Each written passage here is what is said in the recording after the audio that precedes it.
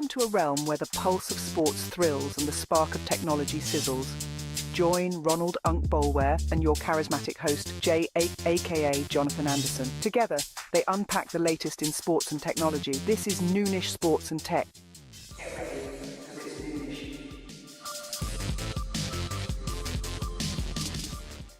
Boy, what is going down? What's going down? What's going down, man? How y'all doing today, man? If you didn't know, this is Noonish Sports and Tech, man. And I'm your host, J.A., a.k.a. Jonathan Anderson, man. Coming here today. About to have a great time. So much to talk about. And I'm here with my co-host, man. Ronald Bolware. What's going down? Oh, Ronald Bolware, man. That's me. Yeah. Doing what I'm it's his doing. uncle. But anyway, man, Yeah, man. it's going good, man. Yes, sir. We're just ready to go. Yeah. Hey, man. Appreciate y'all hanging in here with us, man. We've had some audio issues, but I believe we've addressed them. If we're too loud, somebody let us know. Hopefully my boy Trip out there, you know Trip gonna say something if you see something, if you hear something. If something ain't right, he gonna let us know what's good. But, man, definitely appreciate y'all tuning in. So much to get to today, but let's get this thing cranked off, man. We got our little CY in the Big Apple. Got some big things popping, girl. What's going down? Miss CY, First Lady. Hi, guys. Hello. What you can't tell is I'm using a pillow. I'm using a pillow as a desk right now. Can you guys hear me? Yep. Oh, you move rather close to the camera too, because you're My better was a big ass head on camera. Hey, that was a nice way to say that, you know. It's okay. I was born with it. I know the deal. I know the deal. I have a small body and a large. What you guys can't see is I'm actually 6'5" for those watching. Yeah. Hey, you definitely look like it right now. Am I good? Am I in a good frame? Is my mom? My mom's watching. She'll comment. She'll humble me. Yeah. You're in the frame. Unc was tripping a little bit. Yeah. Oh, you can take the mic with you though, Unc. Oh, yeah. You know, I'm trying to, you straight. you know, I got to be seen. Got to be seen. We got to coordinate around That's here. important. Well, CY, what's going down? What you doing in the Big Apple? Taking a bite out that junk? What's going down? I'm just moseying around, and by that I mean I am here actually for a very special event. Yeah. As you guys know, I've worked for almost 4 years in the sports betting world. I recently left my full-time job within Venue, which is how I got connected to the show in general. I think I joined once a year for like 2 or 3 years in a row before I started doing the ongoing F1 segments. Yeah. So I'm no longer with that company, but I'm officially in my free agency, which means I get to do really cool things and no one gets to boss me around. Hey. I love that. Noonish for that. Is that true? No one gets to boss me around, and I get to do really cool things for myself. So this time in New York, I am doing something really cool. Who here raise a Can call? Can I say something? No, please. I think you should have been doing that in the first place. Thank you so much. Scary out there, but we're doing it. I have a very cool opportunity to interview our good friend Mike Greenberg, who wrote this incredible book. I'm gonna get carried away with these buttons, don't you mind? You better watch him over there. You gotta watch him with these buttons. I'll cover them up right quick. Boom. One time money was shooting. Does it shoot money out of my head too, or is it just sound? No, we gotta get the money shooting. Gotta get that back. Okay. Gotta get that Yeah, back. do that. Hold on, don't do that yet. I've never been more poor, but I will have money shooting out of my head eventually. Yeah. Anyway, I'm interviewing Greeny on stage tomorrow. 30 minutes. He and I get to chat in front of 1,000 people. Interviewing Greeny. You know, that's Greeny. Oh, yeah. You know, that's a pretty big deal, I think. You know, I'm a pretty big Greeny fan. Excited about it. So next week, what I'm going to do, I'm going to share some things that we talked about. But he released this really cool book. I think I teased some things last week about this list. It's all about debates in sports. And one thing he doesn't mention, guys, one thing he really leaves out is any mention of Formula One. So I plan to have that as one of my questions tomorrow, because he doesn't talk about anything related to Formula One. And I'm like, done, CY. You know. Hey, that's a different angle. See, I appreciate that kind of thought process. Let's not talk about what you talked about. Let's dig into why you didn't talk about this. Yeah. What's the issue, bro? So I'm gonna shake it up. I got to do like a little prep call with his team, and they were like, "Really, nothing's off the table. You get to guide the conversation." So I was like, "Great." I'm gonna ask him why he doesn't have Formula One in his book. Because I tell you what, Greeny definitely looks like one of those guys that could be a part of the F1 machine. Leading some team. Oh, I can see that. Is it because he's white? He's got the look like old buddy from Red Bull. You know what I'm saying? He looks like he could definitely be part of a team. So he knows more about sports than literally any person besides you two. Besides you guys. Besides us. He knows so much. I give Granny mad props. The dude is well versed. He does his research. He's old school journalist, man. That dude's super smart when it comes to sports. That's why I appreciate him so much, man. I never missed a Mike and Mike back in the day. And I still listen to watch Get Up and listen to it as well sometimes. I watched it on the plane here. And I just realized, like, damn, that guy works 7 days a week doing all kinds of things. But I'm really excited to talk to him. There's a live link. Maybe I'll share it with you guys. I'll put on Instagram where you can tune in and watch tomorrow. But maybe share it with us, and we'll share it out to the people. Okay, don't tell me. Okay, yeah. Thank you. But I want to show you something. I'm going to give you a sneak preview of something I did that my toxic trait is that when I hear someone likes something or has like a thing they like to say, or they lean in on like a funny inside joke, is I'm going to make something custom for you. Okay. Like, I'm going to turn your saying like Unc and his must-see TV. Unc, I haven't seen you in years now, so I haven't been able to give it to you. But like, one thing I love to do is customize a piece of merchandise for you. It doesn't matter what it is. So I got word that recently Greeny cannot stop saying "Boost It, baby," which is part of his ESPN Bet commercial. Yeah. And he literally has just been walking around for like a year now, or maybe not so much, like 6 months recently since they launched this ESPN commercial. And he'll like turn the corner in the studio and be like, "Boost it, baby." And I just think that's hilarious. He's like serious and like pretty calm, but like he has these like bursts of like where he gets passionate. And for some reason, it just is absolutely killing me that he can't stop saying "Boost it, baby." So I made him and his gorgeous wife Stacy "Boost It, baby" shirts inspired by the Jets. A little more. One Jets fan. Can you see it? Oh yeah, got the Jets logo in the middle. I see you kind of. So, I'm gonna try not to get sued by ESPN and or the Jets, but I thought it'd be fun. Like it's not like a super nice gift or anything, but I thought like, hey, that's his like favorite thing to say. Yeah.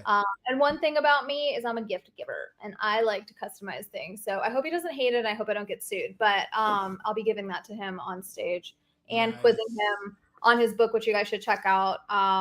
He's got two actually. Got Your Answers and Got Your Numbers. So he does some cool stuff. So that's why I'm here. Very long way to say I'm here to grill Greeny on why he doesn't talk about Formula One. Man, so tell me this: where will this interview be taking place?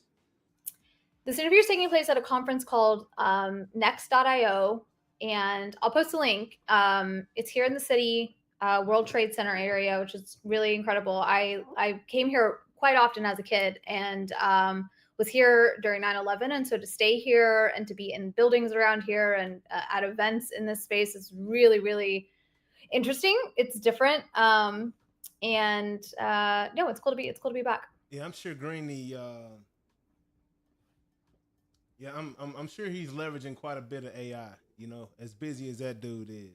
He's got to do something to make his life a little easier. That's actually one thing that that I do want to talk about. I'm going to weave it in really nicely, but it's hard to ignore the rise of AI in content creation, in reporting, in copywriting. I wonder how he uses it to supplement what he does. Obviously, you can't replace his personality on screen, but maybe there's some ways to leverage his voice and his take on things and extend it further using tools like that. So I am very curious how he might use it in his everyday experience with work. So before we get to F1, what's your favorite AI tool? My favorite AI tool? Yeah. There is, it reminds me actually of a tool that you use, but there's a tool called Descript, and you can load in really anything, a blog, a video that you did. Sometimes I just talk into it and I say, hey, take what I've just said, splice it up, find the top 10 things that are interesting about this, help me create 5 blogs around it. I don't know, use it to pose some questions in an interview. Like I love to just dump information into it. Yep. And it creates, especially when you load in a video, again, kind of like some of the tools that you've actually shown me, it'll splice up your video content for you and say, hey, here's the top 10 clips you should post. This is the most interesting. This is the most buzzy. We think this will perform the best. It'll write the captions. It'll put the actual like closed captioning on top of it and does a pretty good job. That's awesome. Yeah, sounds like a very good tool. That's dope. I like that tool. Yeah. Yeah, I'm sure there's another thing, but have I told you about Notebook? Yeah, we've talked about it. Have you listened to the podcast that it produced? Oh yeah, that's what I love about it the most. Honestly, nice. Anything. It's pretty dope. And there's a company. There's a company that's going to be at this event that I'm really excited to talk to. They're really specializing in sports content and using AI to essentially mass produce. I would say mass produce. That sounds bad, but to produce very quickly real-time content around sporting events. And I think what makes it interesting is they've trained it to think and talk like a fan versus like a computer. So like as an example, one thing that I thought was really smart is like when you're reading a record versus reading a score, like if it's 12-24, that's a score, right? But if it's 12-9, that's a different score. Sure. My mom just texted me that my head is taking up too much of the screen. I need to scoot back. So let me scoot. Thank you, Mom. Thank you, Sylvia. Now your chin is cut off. So oh my God. I don't know. Hold on. Yeah, right there. I'm not going to move. Okay. Right there. You're good right there. Anyway, cool things happening in AI and sports. I will report back next week. Nice. Right on. Well, we didn't even talk about Australian opening week. Let's dive right into it because I do have to head over to that conference. It's happening right now. Okay. Well, yeah, let's get into it then. What's going on? We got a nice little opening day. Our opening week of F1 going on, right? Who's excited? Did anybody watch Drive to Survive? Raise your hand. Wow. You can't see my hands. I know. I can see. Oh, I can see the lack of hands. And you guys are. What did I do? I can't see my hands. See why? Because it's not raised. Yeah. I gave you guys homework and nobody followed through, and that's because I barely was able to finish it. So I'll do it tonight. Yeah. I got you. It's okay because it's been great, but it's also like maybe not my favorite season of Drive to Survive, and I'll tell you why. They went in hot. I mean, I predicted this, and I hate when I'm right. I mean, I like it, but like I also hate that I was right. They started episode 1 and just immediately dove into Lewis Hamilton going to Ferrari. Oh wow! And it felt like there was like no lead up to it. But when you think about it, he announced that before the start of last season. Yeah. So we were all season knowing this change was coming. Absolutely. That I just needed like a little bit of a teaser before we just went all in. And Yeah. I mean, it didn't. I wanted to see like real time reactions. I wanted to see all kinds of things, but they say that Ferrari is the biggest story of F1 right now. Just the team. I think the breaking news of Lewis leaving Mercedes to go to Ferrari will go down. Maybe Greeny will put it in his book eventually when I convince him that Formula One is a real sport. That'll go down in like a top 10 breaking news in sports of all time. Like I think it was a really, really, especially in the motor racing world, a super big deal. So yeah, I totally agree. And then their rollout has been, I don't know if you guys you don't even have to watch Drive to Survive to see Ferrari's promo content and the stuff they're doing with Leclerc and Lewis together. It's just like Ferrari's a sexy brand as is, but like they've done such a good job modernizing it. And we talked about like their influences in fashion and music and tying that culture piece in all the way. Like they crushed, as they should. They've got the foundation to do it. Yeah, man, Ferrari's been going hard for a minute, especially just in the culture. Fashion. They were in the music videos back in the day. They did a collaboration. They've done a few different collaboration with like different brands. Christian clothes and things like that. So, man, I'm looking forward to it. It's a huge deal. With Lewis going over there. We've got. I mean, we're really kicking things off with a big race. Now, there's some concern about rain on Sunday, so we'll see how that plays out. Now, we've talked about this. We've seen it happen in races when you have no rain on Friday and Saturday through practice and qualifying. Okay, you can kind of establish the baseline, but throw that baseline out the window when rain happens because pit stop strategy changes everything. The temperature of the track changes, humidity, the telemetry is totally different what's coming off of these cars. And now the experienced drivers thrive. Lewis thrives in the rain. The newer drivers, let's see how they do next, especially since they're in new cars. So we'll see how things play out. But they did their practice sessions in Bahrain, kind of preseason testing, and then we'll kick off with the practice sessions on Friday. It could turn into absolute mess.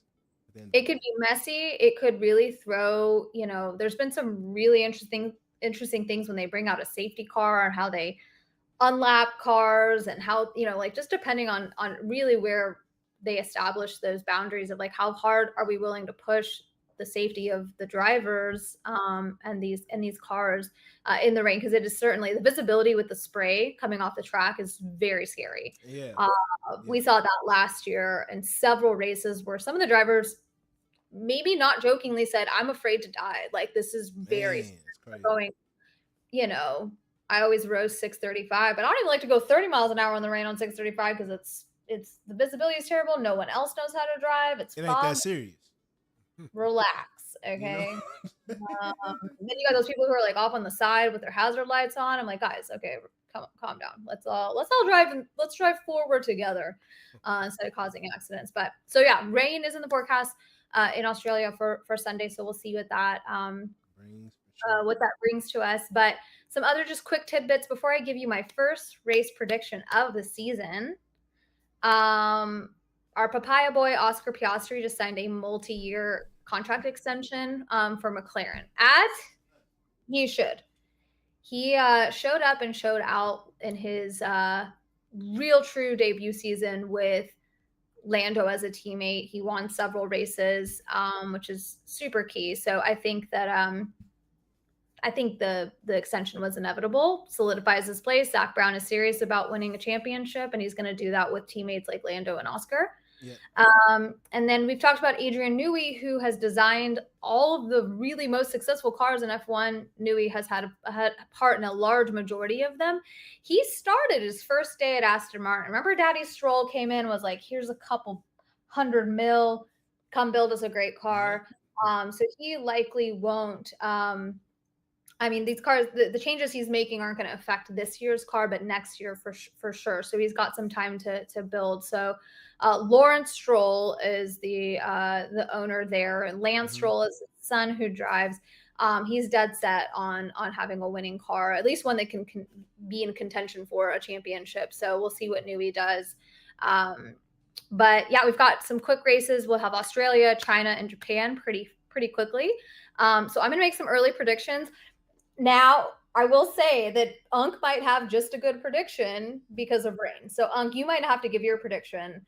Eventually, we're gonna have to see if you can outsmart F1 me, but I don't think it's possible. However, with rain, with rain, it's possible.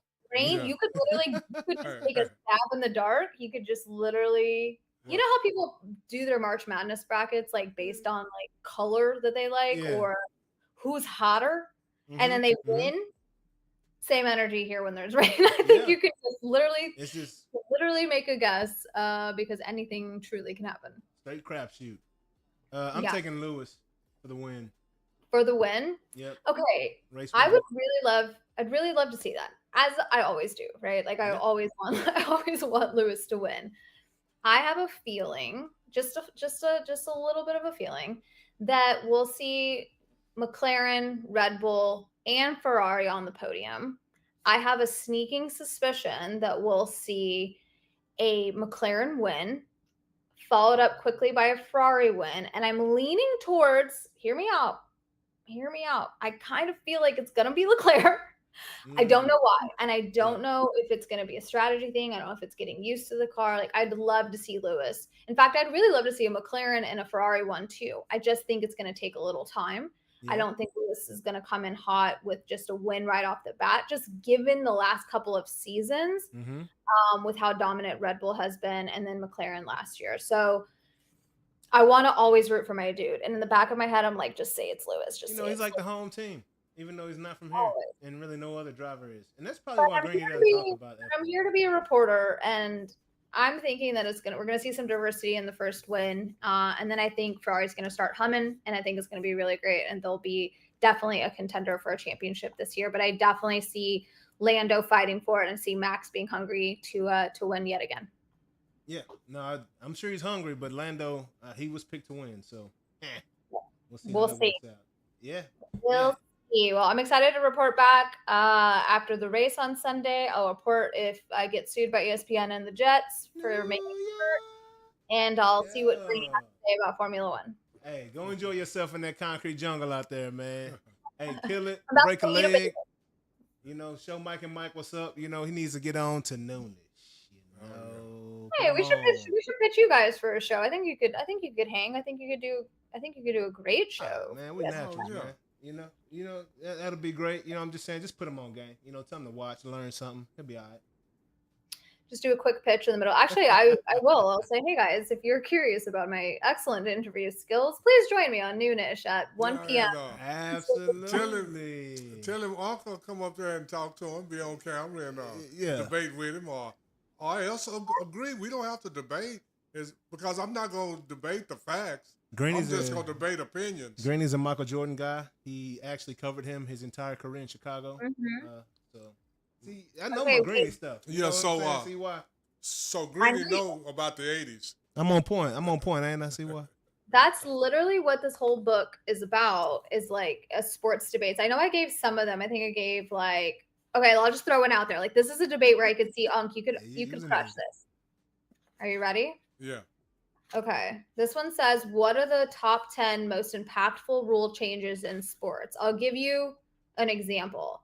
NBA institutes the shot clock in 1954. That's a big one. Yeah. 3-point shot. That's the first one. They have a 3-point line in 1979. Mel Blount rule. What did you say? Mel Blount rule. No. Pass interference. That's huge in football. Do they have the zone defense in there? Bob Hayes? The Bob Hayes rule? I don't think so. I'll give you the top 5. MLB institutes live ball in 1920. First of all, that's a long time ago. NHL institutes icing rule in 1937. I don't know if I put that in top 5. It's a good one, but I don't know. MLB moves the mound back from 50 to 60 and lowers the mound by 5 inches. That's significant. Yeah. Bob Gibson used to dominate on that taller ball. Oh yeah. Ooh, American League institutes a designated hitter in 1973. Yep. That's pretty crazy. Yep. Now the NL also does. I guess I didn't know that wasn't a thing allowed until 1973. Yeah, well, the National League recently adopted it in the last 2 years. I think last year might have been the first year they didn't have the pitchers hitting in the National League. What? Yeah. Okay, maybe I know nothing. Overtime, blah, blah, blah, blah, blah. College basketball permits dunking in 1976. Can you imagine? That means Wilt Chamberlain could not dunk in college back in the day.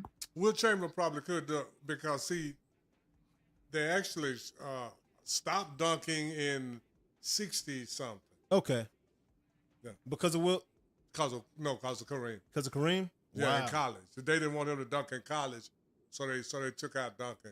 Kareem played basketball forever. Interesting. Ooh. Wait, there's trivia too. Let's see if you guys can. I'm gonna give you two different questions. Let's see if you can get it. Are you ready? And then I'll leave. I'm sorry. I just really like this book. Oh yeah, that's a good book. I'm about it. Okay. I love it. Okay, let's see. Who led the NBA in 3-pointers from 2018 to 2020 during his streak of 3 consecutive scoring titles? In 2018 to 2020? 2018 to 2020 led the NBA in 3-pointers. Steph Curry. No. It wasn't Steph? No. Ray Allen? No. No. Scoring title? 2018 to 2020, Russell Westbrook. No. No. Hold on. Let me think about that. 3-pointers? 2018, 2020. Let me think about where I was. During his streak of 3 consecutive scoring titles. Really scoring titles?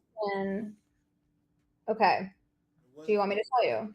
Hold on. Give me a couple more seconds. Couple more seconds. I already said the name. What'd you say? James Harden. Oh my gosh. I don't even think about that. That's my. If I would have, that's kind of a no-brainer. Because oh my God. I would not. That he was not on my radar. Okay. Okay. Just one more. Okay. Price is wrong. Who was Team USA's leading scorer in the 1992 Olympics in Barcelona, the Dream Team? Charles Barkley. You guys got that. Yeah. That was fast. Yeah. You know, we talked about that last week. We talk about that all the time. You need to write a book. You guys need to write a book. Probably could. And call it Must See TV. Unc's favorite sports facts. That include Formula One. You're not allowed to write a book without Formula One. Unc's favorite sports facts that J.A. constantly what's the word I'm looking for? Debunks. Nah, he ain't debunked nothing. He disagreed, but he ain't debunked nothing I said. Who would win? And then I promise I'm leaving. Okay, I gotta eat a bagel. Okay. Who would win in a sports Jeopardy showdown between the two of you? Like, do you think you like? I probably will for sure. Especially, it depends on like what years we're talking about. Cause about all the years. I'm pretty solid from 1980. Whatever, any year, from the beginning of time. You think you could do like? What's your specialty, Jonathan? Like 80s and beyond, or do you feel like you can go further back than that? I say 80s and beyond in most sports. Football, I feel pretty good in just about any era. But basketball, 80s and beyond. Baseball, I feel really good in just about any era. Yeah. It's like anytime, any place, any sport, any era. Yeah, got me. He can go deeper in basketball because he knows more people and things like that. But the people that I do know, I know them pretty solid. Yeah, so. I don't know how y'all do it. My brain wipes like every 2 years. I'm like, what happened even 2 years ago? That's how I got through school. Like all of my reports were on like sports people. Yeah. Love that. I was writing papers about medical bacteriology instead. And so I'm slowly starting to replace biology facts with sports facts as I should. You know what I mean? That's more fun anyway. Yeah, absolutely. You don't got to replace it. You just got to figure out how to make them coexist. So my brain, I know I have a big head, but my brain can only handle so much. Yep, for sure. Well, Miss CY, we will not hold you back any longer. I know you're probably got ants in your pants, all antsy over there, just ready to get out and go enjoy the big city. Hey, you in New York City. You got to move around. Yeah. No, I gotta get my 70,000 steps in like so I gotta go get started. But I'll talk to you guys. I'll report back next week. Hey, get a slice of pizza with some broccoli on there for me. Okay. Chicken and broccoli. We'll save that for another day. I don't even know how to process what you're saying. But we will pause on that. Broccoli? Yeah, chicken and broccoli on the pizza, man. New York style. It's amazing. Sure. It's great. I've never done that. Hey, they have it. Just I don't doubt it. I don't doubt it. However, can I tell you an embarrassing story yet again? Yes. I really wanted a $1 slice of pizza before I flew out a couple of months ago, and I was so excited. I waited in line. I was pumped to just get one slice, $1, and I didn't see all the massive signs that said, "Hi, we don't take card; it's cash only." So I waited for 30 minutes, and I was like, "All right, I'm so excited! I'm gonna eat this and walk through, get in the car." I get to the front. I'm like, "I'm gonna take 2 slices." Actually, they're like, "Wow, that's crazy. It'll be $2." And I said, "Okay." And I go to hand my card, and like, "No, we don't take that." And I was in the year of our Lord 2024, you're not gonna take my card. He's like, "Did you see all the signs?" So a man behind me was like, "I'll front you the $2." I was like, "No." I was like, "I have $2. I just don't have cash because you guys stopped taking cash." And so this dude, he wouldn't even let me Venmo him. He was like, "So sorry. Here's your $2." Like I was. Yeah, he's like, see, well, that's just keep your $2. I mean, it all depends on the mindset of the man and how secure or insecure he is. Yeah. But a secure man is just like, hey, just get out the way so I can get my pizza. You're $2. $2. You know, get out the way. But now, it just says he's like, "I have $4. I'll cover you." I was like, "No." No. What you mean? I understand what you mean. 100%. Yeah. I totally understand. because Unc hate for people to give him stuff. Yeah. I'm gonna tell you that right now. Yeah. I was like, I can't. It was like worse than taking $20, like $2. Like that was just. I was like, okay. So anyway, I've got $5 ready for my pizza. Get your dollar. I got See why? the pizza for the whole block. I got That's $5. a good lesson learned. See why? Keep you $3 to $5 in your pocket at all times. At all times. Yeah. I was like, you guys take Kohl's Cash, and they were like, no, we don't take Kohl's Cash. I was like, Yeah, damn. exactly. Like, dang, that's my card to have. Then the ATM was like, sorry, we don't do anything smaller than $20 bills. I was like, you know what? Never mind. Yeah. Okay, well, thank you guys. Love you guys. Talk to you next week. You too. See why? Have Be fun good. in Be New safe. York. Enjoy. Hey. Bye. Bye, Mom. See you next week. Later. Man, that is the first lady of F1, Miss Christiana Yepper, going hard in the paint. Going hard in the paint. Y'all know what time it is for us now. Man, we're finna get started on these topics. Time And to if get- anybody out there, man, if you see something, say something, man. If you see something, You know, say we'll something. talk back. If it look good to you, if it look bad to you, just let us Say know. something, man. Let us know. You You know know? what you think, because we'll talk about what you think. Something, if we have time. That's I mean, it. and then if you think on the subjects that we're talking about, Yeah. go ahead. We'll interact with you. Matter of fact, hold on. Let me get this good transition real quick so I can make sure everything is everything on our end as well. You know what I'm saying, good people? But yeah, man. Hope y'all enjoying the show thus far. Oh yeah, that sounds crispy. Oh yeah. We sound super crispy, man. Hey, how y'all like that? You know, how y'all like us sounding crispy and not having the fade in and fade outs going on around here? You know what I say? We don't want the fade. How about a round of applause for the crispy? Yeah. You know what I say? Nah, man, I'm about to have some fun with these buttons, though, y'all. You know, the more we get going and figure these things out, yeah, it's gonna be a lot of fun. But let's jump into these topics, huh? You know, Let's go. let's get it. We're gonna start out with that Zay watch, man. So, Zay went into, they had the SEC tournament started last week. We all know that South Carolina ended up winning that bad boy. Alabama went in. I think they kind of was a little tired and just wanted to go on and get back home. You know, they was already top 20 ranked, so they're going to be in the tournament. They took an L to Florida. Now, Florida had a little freshman that went hard. Oh yeah. I'm just, you know what I'm saying, huh? Mm-hmm. If I'm on the floor, I'm not thinking like that. I'm just trying to. Yeah. I mean, but you gotta. You gotta take, gotta keep it positive, right? Oh yeah. You know? Oh yeah. But nah, so they went out, lost to Florida. That young girl from Florida went hard. She a freshman guard. Y'all gotta watch that young lady play. She's got a future for sure. She's taking it to Alabama 3 times this year. This is the first time they've won though. Anyways, Florida won that game 63-61. They really controlled it the whole time. Alabama started to actually play towards the end of the game. Almost came back to win that bad boy, but the basketball guys just wasn't gonna let that happen. I don't know if y'all believe in all. I don't want to say I believe in it, but I done seen the baseball guys do some tricky things. The football guys came down and done some tricky things. Call it what you want to, but yeah, they took that L. Zay went for 11 points, 4 boards, and 2 assists in that game. Wasn't their best performance, but hey, like I said, it wasn't time for her best performance. March Madness is on the way. Get that one out the way is what we say. And get back to it, The game before that, she went for 29, I believe, or 27 against Oklahoma, and Oklahoma showed well in that tournament. But it is what it is, man. But y'all keep y'all's eyes on Zay, man. She is WNBA bound. What was you saying? Oh yeah, I mean, it is what it is. Sometimes, most of the time, all the stuff go on with athletes. A bunch of it is from the neck up. Yeah. Yeah. So. And Zay, she kind of reminds me of a young LeBron, when LeBron used to dish that thing a little bit too much when he was getting the Eric Snowderbrock, you know what I'm saying? When everybody was like, LeBron, shoot the rock, you know what I'm saying? Like, or he give it up to, somebody. And we're just like, bro, shoot the rock. If I can say anything to Zay, shoot that rock, man.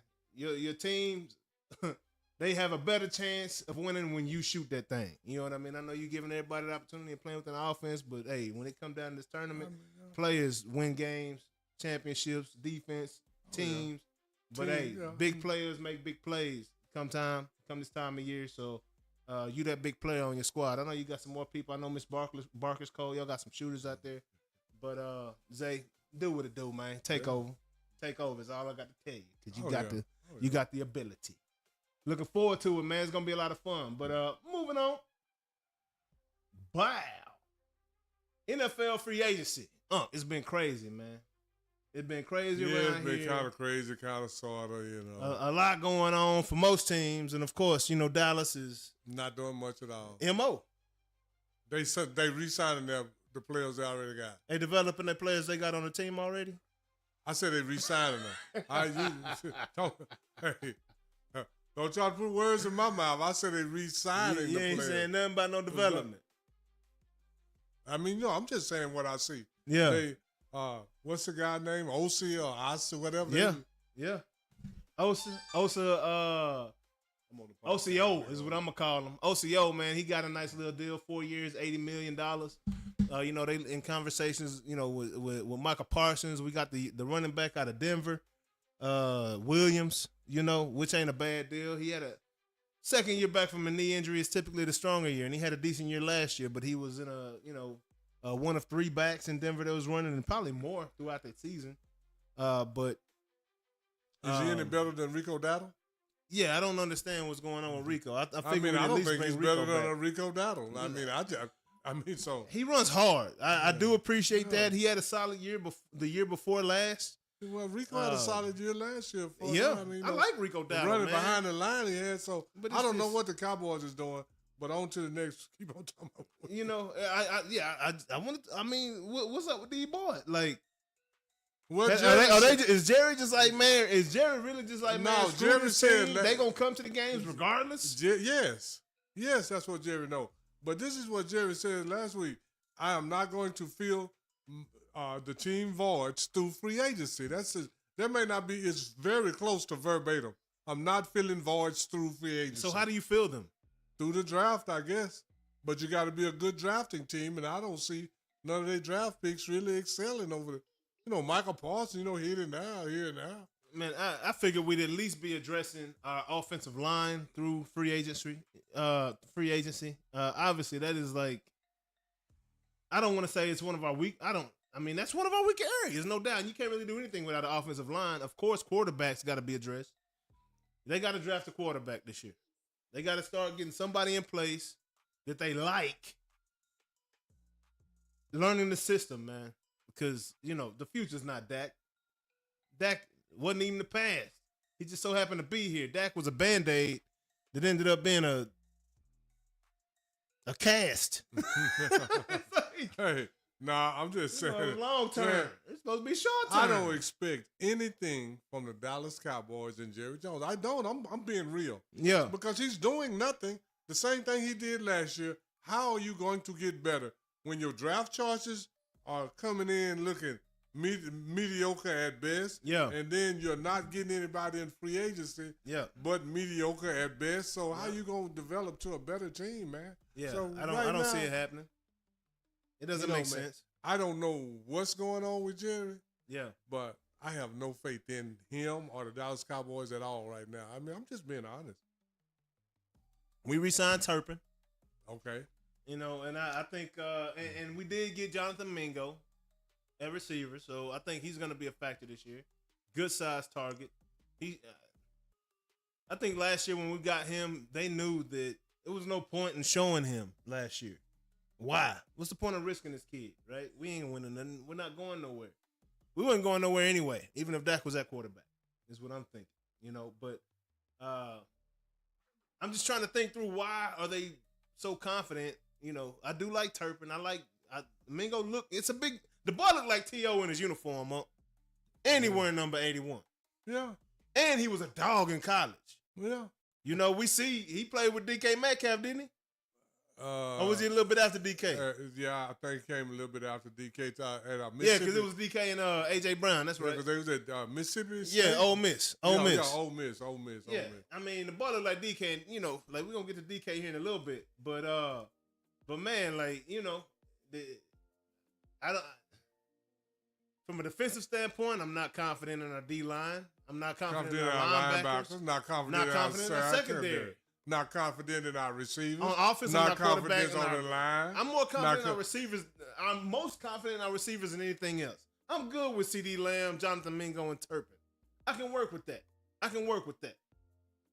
Tight end, I gotta see maybe. It. I gotta see all of that, man. You know. Yeah, they can't throw CD's solid. Though. But is Brandon Cook still on the roster? Or is he a free agent right now? Brandon Cooks. I think he went to somebody. No, he don't. I think he left. He ain't here no more. I think. Don't quote me on that, but somebody signed with somebody else last week. I think it was. Was it Brandon Cook? Was it? Yeah. I think Jerry Jones like KD, man. F it, man. We both watched. It was a great run. Yeah. It's like they're not even trying at this point, man. That's what it looked like. Yeah, I mean, I don't understand what the Cowboys doing, and I'm gonna say it like this right now. It's pretty bogus, man. I don't care because I mean, long as Jerry's sitting in that chair, man, it's gonna be a struggle with the Cowboys. Yeah, man. No, it's gonna be a struggle for sure. As long as Jerry is there, it's gonna be it's gonna continue to run like that. Like draft don't even matter. It don't matter who we draft. They ain't gonna help. It's not gonna help this year. No, not gonna help next year. But other free agency news. Yeah. Oh, Josh Allen signed a 6-year, $330 million deal. Is it 330? So that was that $55 million a year? If I do my math right? Yeah, something like that. With $250 million guaranteed, I believe. Yeah. Yeah, Josh Allen, the way they're giving away money, I could just say, compared to other quarterbacks, I could say he pretty much deserved that kind of money. Man, hey. I mean, because the next quarterback gonna get more. Yeah. I mean, he just each one get a little bit more than the last one. So, Josh Allen. I mean, it's not like Josh Allen is Dak Prescott. Yeah. You know what I'm saying? So yeah. Man, he actually deserved the contract. Yeah, that's what I'm saying. I put a game. I'm good with that one. Yeah. But it looks bad when you got Josh Allen signing for $330 and $55 million a year, but you got Dak averaging $60 million a year. What in the hell going on? What is average? Well, Jerry wanted Dak. Jerry liked Dak. Jerry don't care about winning. That's what it sounds like. I don't know what Jerry going through, man. Jerry is going through money-making process. Jerry just want the value of the Cowboys to keep going up, and I think he value Dak Prescott. I'm gonna say it like this: clean nose. Yeah. Dak, he'd had a couple little issues, but it wasn't nothing major. And the people like that because Dak has started getting endorsements even now. Why he hurt and hadn't done nothing. So, Jerry liked that clean-cut image, and it's not bringing the value of it down. It's bringing the value of it up, and that's all he's worried about, the value going up. Man, Jerry is trying to talk his way out of a mistake. We're not working our way in free agency. You can't get nobody in free agency, Jerry. You can't afford nobody. You get somebody else, you won't have a full roster. Well, straight up. He just they reworked Dak and CD Lamb contract. Yeah, but that didn't open up $36 million. I mean, what is that really? That's something on somebody. I mean, more than you had. You gonna bring on 1, 2 quality guys with that? 3, 4? See, they trying to sign everybody for $3 million or less. Bringing a bunch of injured dudes, a bunch of backups to show promise, a bunch of dudes that tested well in the draft, and seeing if they can hit gold on somebody. Like it's brutal, man. Look, watch film, bro. Yeah, that's gonna let you know everything you need to know. And people that pop on film, they're gonna be worth some money, bro. You know what I'm saying? Like you're not gonna be able to, bro. You can't get somebody that don't want to let it out, that don't even know it's there. Yeah, absolutely. I totally agree with you. So it's wasted time to me, huh? Yeah. Oh yeah. That's why I don't have a lot to say about it because you expect something different. As long as Jerry's sitting in that lead chair, it's just ridiculous. I mean, the Cowboys doing the same old thing. They're going to get the same old results. And what's the next topic? Setting up to get beat down. Yeah, we were supposed to get off the Cowboys. Goodness gracious. Also, Justin Fields going to the Jets. What you think about that? How you think that's going to work out for the young man? 2 years, $40 million. Justin Fields got some skills. Man, Justin Fields is a dude. Yeah, Justin Fields, it all depends about his teammates. What had the Jets got to go with him? They still he's back with his teammate. Yeah. From Ohio State, the receiver. Yeah. Garrett out there. Yeah. So I mean, it's if he got enough good teammates, he'll do well. Yeah. If he don't have enough good teammates, he won't do so well. I think he'll do better than Aaron Rodgers. Oh. I think the Jets might be real serious with Justin Fields at quarterback. Say, man, almost anybody gonna do better, more than Aaron Rodgers right now. Aaron Rodgers is. I don't know what it's gonna take people to realize that Aaron Rodgers is washed up, man. Yeah, he's washed up. Man, I'm telling you this. And people act like that's a sin to get washed up, but everybody got washed up. He earned that. Every athlete that has ever been an athlete came to a time you was washed up. Satchel Paige got washed up at like 58. Yeah. So I mean, but some get washed up at 31. So some get washed up at 25. Yep. They say Zeke got washed up at 29. I think Zeke still got something in the tank. But I'm just saying what they say. Absolutely. So washed up, but everybody gonna get washed up. So people need to quit acting like it's a sin to be washed up. Dak was washed up before he got here. Some people was never. It wasn't nothing to wash up or down. It just never was. Yeah, no doubt, no doubt, man. I think Justin Fields is gonna be all right out there in New York, and then Sam Darnold in the Seahawks. Who you think will do better, Sam Darnold to the Seahawks, or Geno Smith to the Raiders? Sam Darnold, because I think Sam Darnold got better teammates than Geno Smith. You think so? Yeah. Hey, Geno Smith got that tight end out there. Yeah, that boy. But overall, he got. I think that Seattle had a fairly decent team last year. And Geno also with a coach that he's familiar with. Pete Carroll's the one that brought him to Seattle. Yeah, but your teammates ain't that good, Geno. Yeah, he don't got Josh Jacobs there no more. He don't got Devontae Adams no more. I'm not saying he's better. He's got the best tight end in the league. I think they got a pretty decent O-line out there. The defense coming hard with the Raiders. Yeah. I just, we'll see. You think Sam will do better, though? Yeah, because I think he got better teammates. And that don't mean I think he's better than Geno Smith. Man. I think he'll do better. Yeah. That don't mean he is better. Yeah, no doubt. No doubt. We'll see. We'll see how them black and silver come with it. Yeah. They got Tom Brady, out there pushing things. So, that's a winner right there. That's a winner on the field. Yeah, winning on the field and winning in the front office. Two different things. Two different things. Two different things. And then also, let me see. Devontae Adams went to the Rams. That might be nasty. The Rams let go of Cooper Kupp. I think the Cowboys gonna go try to get Cooper Kupp. What'd you think about CeeDee Lamb and Cooper Kupp as Dallas Cowboys receivers? I think that'll be interpreting the slot. I think that'll be good. And then Mingo, the other receiver, fourth receiver. Yeah, because Cooper Kupp can run them routes, man. Mm-hmm. Cooper Kupp is a good route runner. He's injury prone though, and Dak will get his ass lit up. Dak will get him broke up like Legos.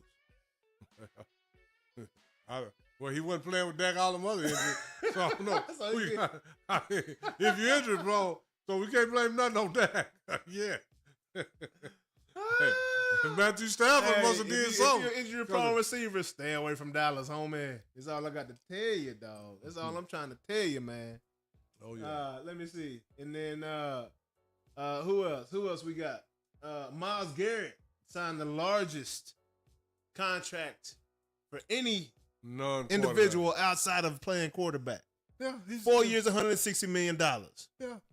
Arlington, Texas, baby. Shout out Arlington, Texas, Ag-Town. Home of the Dallas Cowboys, producing Myles Garrett. One thing over the last 5, 6, 7 years, Myles Garrett going to get you a minimum 13, 14 sacks. Man. He's going to block a couple field goals. Yeah, he's going to do a lot of stuff. Deflect some passes. Yeah, so I'm going to say it like this. Get interception. If anybody, any defensive player deserve that kind of money, I would say it'd be Myles Garrett because he's been consistent, man. Is Myles Garrett the most athletic player in the NFL? No. Combination. I'm talking combination size, speed, agility. No. Who would you put over Myles Garrett as a better athlete all around? I don't know if he's a better athlete than DK Metcalf. DK Metcalf is a tremendous athlete, man. I put Myles Garrett. He got like 100 pounds on DK, huh? No, what he got about 60 pounds, 40 pounds on DK. I mean, but just and a higher vertical. The boy run a 4.5. DK ran a 4.3. Yeah, and but DK got vertical too, and he ran a 10 300 meter, and he's strong, man. DK can. Yeah, DK. I mean, He I'm just saying. Too. When you say athlete, just because you bigger you can bench press 500. I can bench press 375. That don't make you a better athlete. That means you're stronger. But he fast too, though. Myles Garrett, I'm talking about. But he ain't. And fast but he ain't fast as DK. No, he's not as fast as DK. And I don't know if he can out jump DK. But he jumping. He dunking though. Big boy getting up. Yeah. Oh yeah, Nate Newton could dunk at 330 something. 10 yards apart. I mean, and then there's some guy 10 yards apart. Meeting at the cone. Who winning that? 10 yards apart, meeting at the cone. What, racing to the cone? No. What you mean? Head up. Hitting cone drill. Oh, hitting each other? 10 yards apart. Myles Garrett going to win it because, like you say, he's 50, 60 pounds heavier. But I'm saying he that don't make you a better athlete. But he's not too much slower than DK. And he don't jump. He's a whole lot slower than DK. No. Myles Garrett can't run 11 flat in no 100 meters. He ain't far off of it, huh?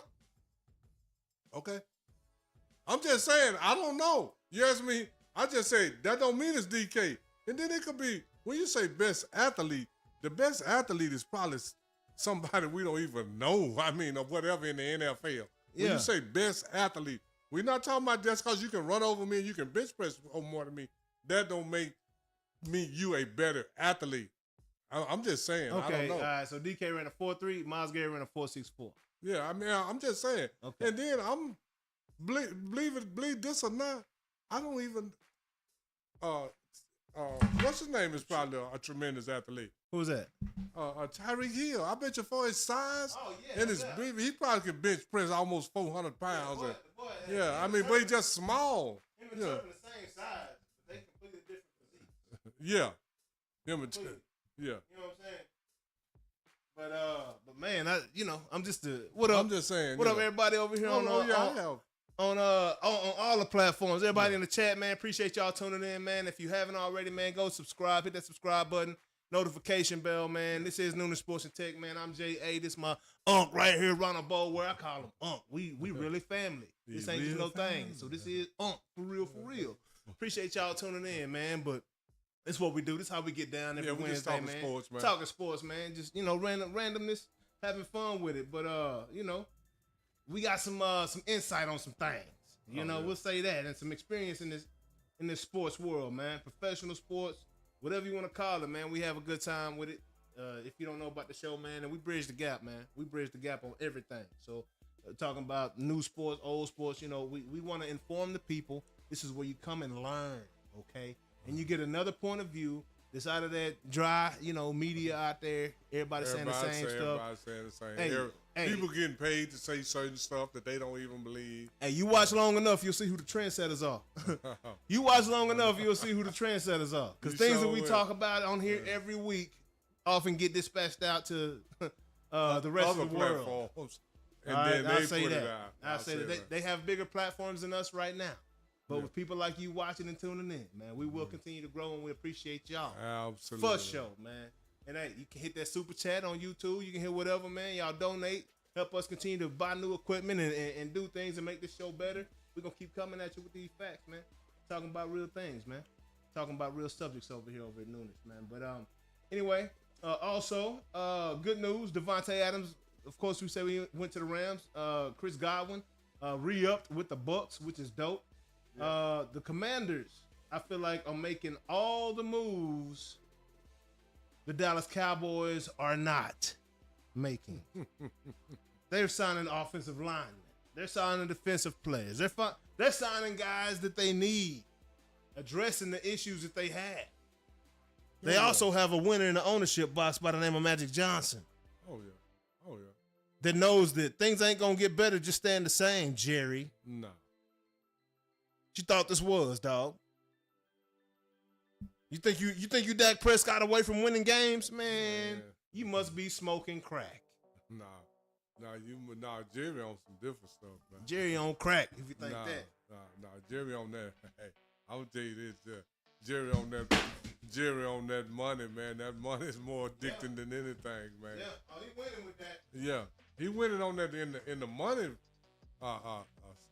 arena, but not in the football arena. He ain't winning. He's not winning on that field at all, man. At all.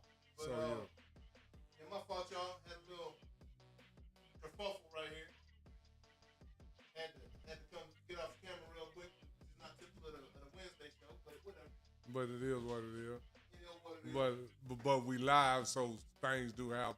Things happen. Yeah. Welcome, and we live, and I'm not gonna cut that out in the regular show. Yeah, and I know Trip ain't out there because I ain't seen nobody say nothing. So if you see something, man, I don't know what's going down. Where my people at, man? Yeah, we didn't turn the chat off, did we? If we did, you couldn't let us know, could you? Yeah. But nah, man. Definitely appreciate y'all tuning in. Whoever's out there, if you see something, say something. If you like the show, let us know, man. It's all good. We don't bite. And then if you don't say nothing and you like the show, go there and hit that subscribe, that like button, and then share it with somebody else that likes sports and technology too. Yeah, man. Straight up. But we're gonna keep this train rolling along. On to the NBA news. Oh yeah, the NBA news. It's not a lot going on. No, right I mean it's a game. I mean, there's some games. Some games. What is Jason Kidd gonna do? Let's talk about that. My boy had somebody with a bandage over their eye go in the game the other day because his whole team is hurt. One game they only had six or seven guys. Yeah, that's what it's like. Hey, he gonna learn how to coach now.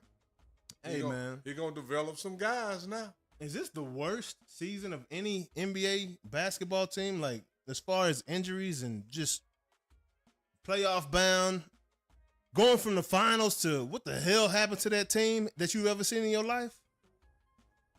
Seriously, the team. Like if Luka would have been here, we'd still be on a pretty good track. No, if Luka was here by himself, we'd be. No, I'm saying if Luka was here, Kyrie wasn't hurt. Oh, yeah, and Lively wasn't hurt, and Gafford wasn't hurt. Yeah, we'd have been straight. Yeah, but this is the whole thing. If they wasn't hurt now, you'd be straight. It's like now I'm watching the game, thinking about Kyrie and the effort that he was putting into it. Looking at Spencer Dinwiddie and looking at Klay Thompson, just like, how long are these guys gonna last?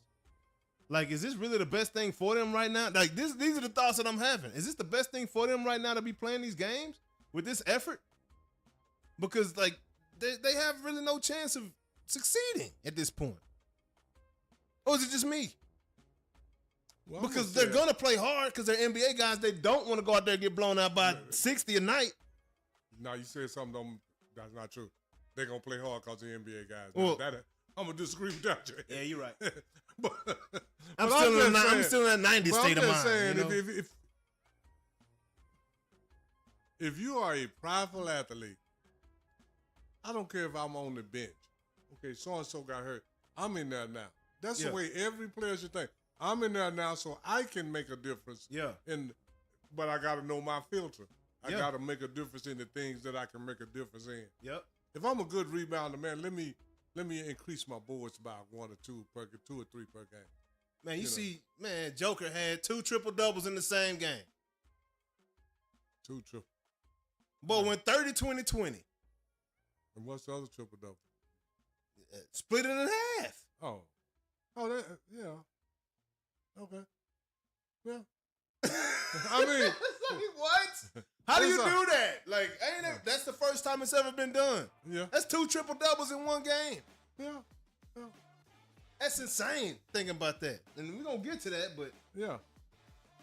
I'm just saying. Yeah.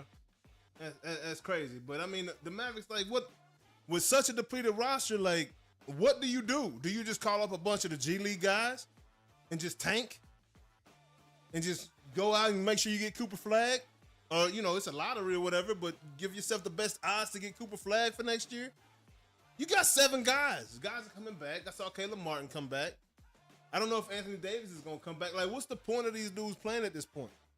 I think they're like fighting 10-11 spot with the Suns, I think.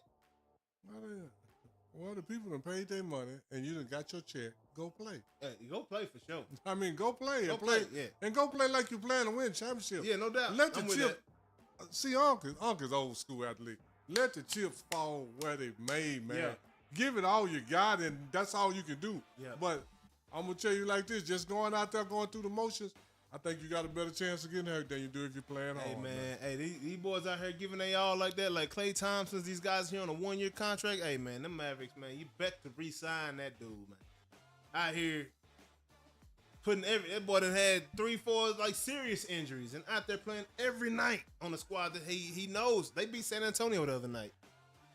And they battled for that game. And that was like... And that's what they should have did. I'm telling you, I'm having a good time watching this version of the Mavericks. Yeah. If you like underdogs, hey, watch the Mavericks every night. Because we coming in with 7-8 dudes on the squad. You know what I'm saying? If that's your thing, if underdogs is your thing, watch the Mavericks. Right? Oh, yeah. Because these boys are playing hard. They got no choice. Yeah. I mean, you know, the Mavericks. And that's what every team in the NBA should be doing. Playing hard as you can every night. All that tanking and all that. Yeah. I'm not down with none of that. All that management. What's it called? Load management. Yeah, and if you going to tank, trade me or sit me at the end of the bench because I'm not going to tank because I'm going to try to win every game that I participate in. Yeah. But so if you want to tank, sit off at the end of the bench and trade me or whatever, but I'm not going to go out there and lose on purpose. And this one thing I did realize that LeBron has taught me. You can put $1 million in your body. You can train up everything, every time, all the time, every day, all day. But unless your body is accustomed to playing 82 games a season, it's not going to happen later in your career, dog. You've never played 82? Has LeBron ever played 82 in the season? Let's don't single out LeBron. I'm not just singling out LeBron. LeBron is the example that I'm using for all these load management guys. I think he done did it twice. At the same time, I think LeBron is the one that started this mess. No. Who did then? Before LeBron. Who did what? Started load management. Kawhi Leonard started that. LeBron was here before Kawhi. LeBron was not load management. He wasn't playing 82 games in Cleveland. He was getting hurt. He wasn't low. I mean, when you play 78 games or 79, just because you didn't play 82. He got hurt, and then he started load managing. And he didn't play 82 in the season that he got hurt. Which was the first season, right? So name me when Kawhi Leonard started this, man. I'm trying to tell you, to me, this load management, missing every so many games, that's what load management is. But Bron was here before Kawhi, and he has not played an 82-game season. I think he can play 2. Did he? I think so. But this the whole thing. You can go back and find out. I don't know. Yeah. But go find out when the last time somebody have played 82 games. Man. And LeBron didn't start that. LeBron didn't. He's the one that ushered in the new era past Kobe. And Kobe played 82. No, they try to blame everything on LeBron. LeBron didn't do everything. I'm just saying, no, Kawhi Leonard is the load management guy. He's the poster child for sure. He started load managing on the championship team, man. The Kawhi is the guy that said, I'm not gonna play every third game and all that. That's load management. Getting hurt, missing some games is different, but saying I'm not gonna play these games whether I'm healthy or not. Kawhi Leonard is the father of that. LeBron James has played 82 regular season games one time. Okay, I said twice. Okay, so I was 1 too many. In 2017, 2018 is the only year that he played 82 regular season games. The only time. Only time. And Chris Mullin did it what? 13 years in a row? He did it 12 out of 14 years. Not only Chris but that's Mullin. what I'm saying. That's why I say LeBron usher. I'm telling you, if you go back, because LeBron was here years before Kawhi. Kawhi played like he 40, but he ain't. No, Kawhi got to be like a full what? Kawhi got to be like 34, 35, something like that, right? And that's when all that started, man. When he was with San Antonio, that I am going to miss this many games, whether I'm healthy or not. Kawhi Leonard is the first player that I ever know that said I'm going to miss. Verbally said that? Yeah, that I'm going to miss every third game or He know how many games he going to miss when the year start. LeBron is not that dude. He said it. He's the first one to say it. Who is that? Kawhi. Actions speak louder than words. LeBron's actions in his first 3 seasons showed that he was that dude. So if you sprain your ankle, you just so Kawhi was okay with it. I mean, I'm just saying. To me, I don't know. LeBron get credit for everything, but he is not the load management team. Like from the era that we love, that we know and love, and really that was that Iverson, Kobe era was a little different era. That ain't even the one we know and love, but it was the last reflection of what we do know and love. That's the last reflection of what I know and love. And the last reflection of what you know and love was in the 80s. Okay. The 80s was the last reflection. Yeah. That's when everybody was playing 82 games. So what I'm saying is Kobe's era was the last reflection of the 80s. How many times did Kobe miss a bunch of games? How many times Kobe got hurt often too though?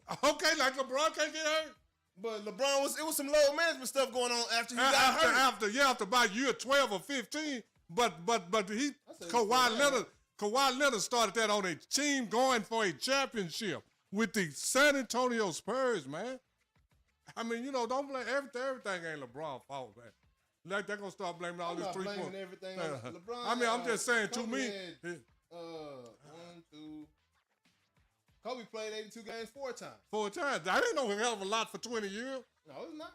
My boy had real injuries though. Yeah. And okay. LeBron had real injuries too. Yeah. All I'm saying. But I'm saying after he got injured that first time, they started managing him. Kawhi Leonard. But that was after.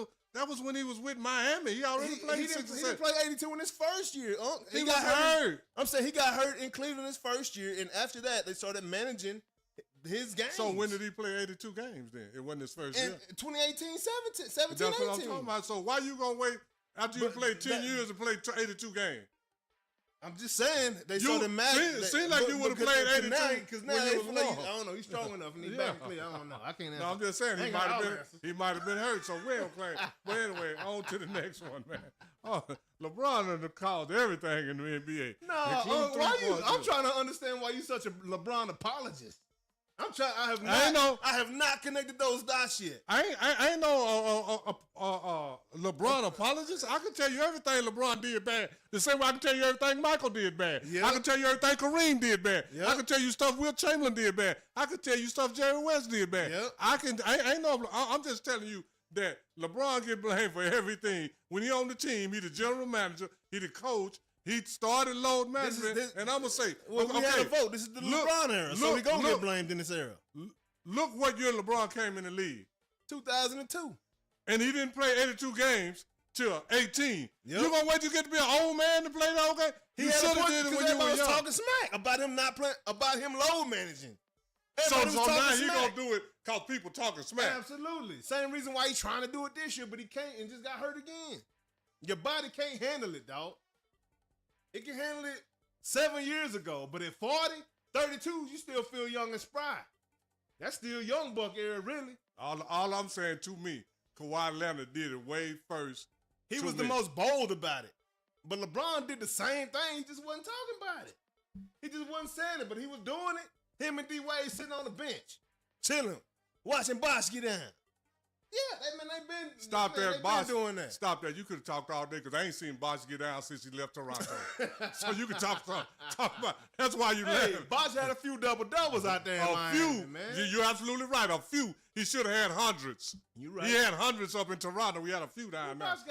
But anyway, on to the next one. Let's not talk about LeBron. Had that condition, man. Had that condition. I ain't know so now we're going to keep it on LeBron. So, what you think about this whole LeBron and Stephen A situation? What you think about LeBron going up? I got a few thoughts. So LeBron goes and confronts Stephen A. Stephen A sits there, holds his composure. Now he comes back. Now I see an interview with Stephen A where he's sitting on the couch with Gil. Stephen A got his own platform. Why you on the couch with Gil talking smack about LeBron and the situation that just happened? I feel like that's when, you know how dude will go out with his homies and he'll talk shit and start a fight? Let me say that he wouldn't have started a fight by himself. Like this ain't got nothing to do with I'm trying to figure out what's going on. All of his punk moves. Yeah, absolutely. That was a punk move for LeBron to go to Stephen A.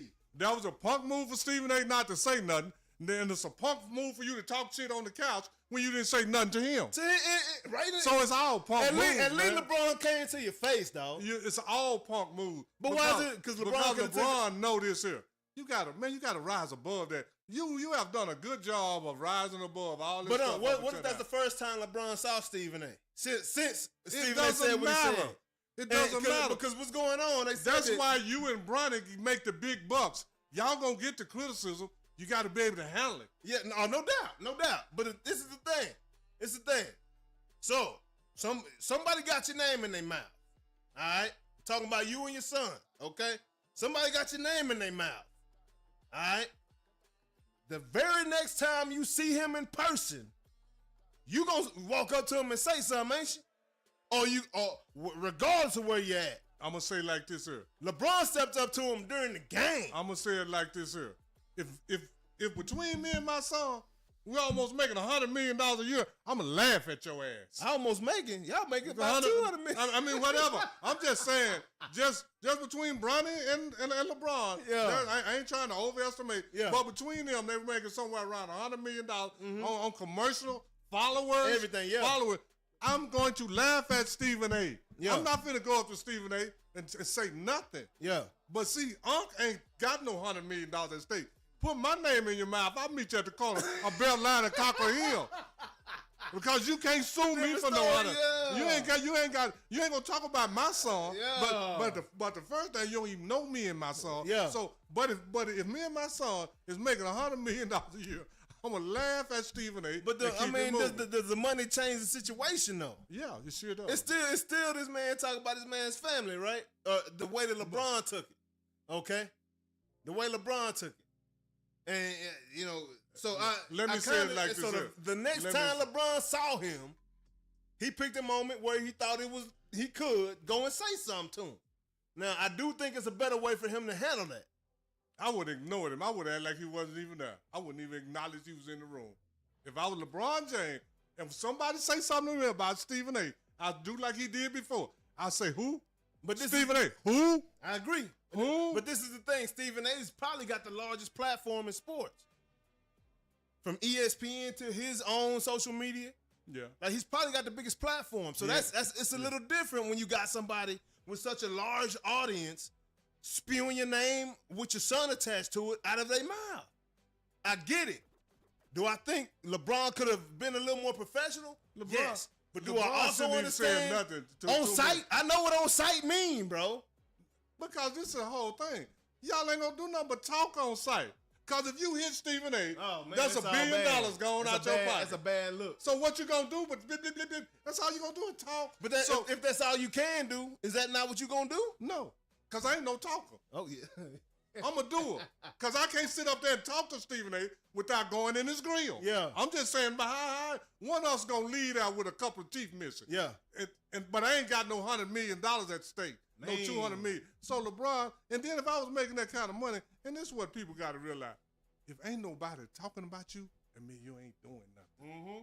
And all that's just jealousy and Period. all of that. That's all that is, jealousy. Period.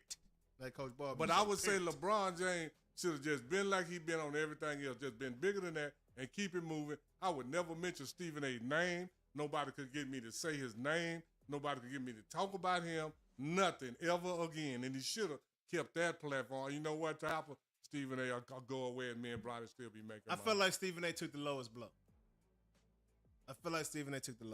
Because because LeBron went straight to you. Because but then Stephen A. you went to and then you on your own platform. And you on Gilbert. He could have gone. He could have gone on his own platform. No, he did go on his own. But he wasn't talking nearly as crazy on his own platform than he did on Gilbert's. But then he came back again. He got his own platform every day. Yeah, he done got way bolder now that you're not in LeBron's face. So all that's just punk move, man. Yeah, man, I don't like it. Yeah, if you gonna say all that, you should have said it right there to the man. He right in front of you, Stephen A. He right in front of you. Yeah, now he all on there moving his head and all that. But when LeBron was talking to you, it looked like you was in the military at attention. Boy, you look like a little boy that was getting in trouble. Yeah, because you was standing like this, but LeBron was doing like this, and you standing like this. It went from I don't want no problems, to that's a bitch ass move.